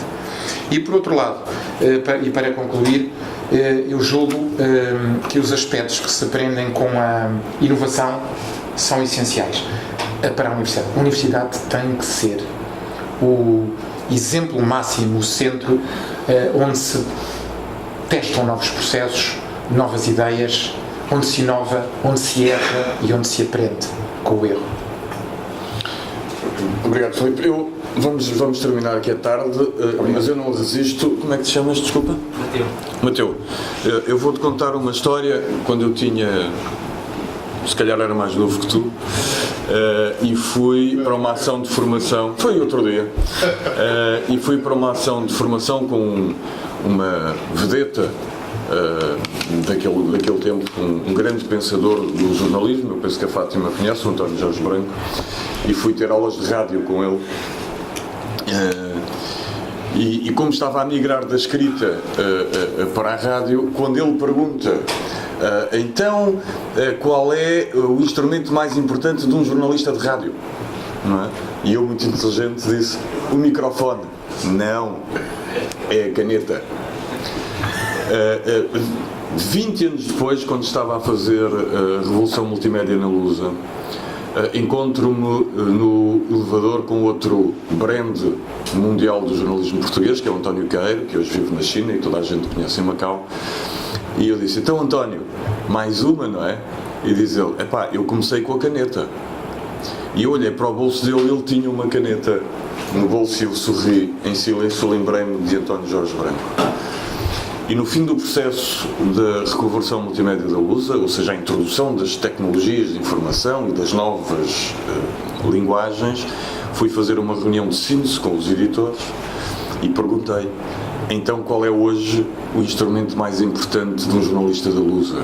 E um editor muito inteligente disse: o telemóvel. Não, é a caneta. O que eu te quero transmitir com isto é o seguinte: não se enganem. Os instrumentos de comunicação são para nos dar oportunidades que nós não tínhamos. Mas quem continuar a pensar bem será melhor do que quem os usar não sabendo pensar. E, portanto, aqui a caneta é a parábola da capacidade de pensar. Nunca percam isso, não é? E agora, não rejeitem nada do que aí vem, porque isso é para vos ajudar, está bem? Obrigado. Já agora só uma última coisa, fica aqui a prova, a caneta e o papel.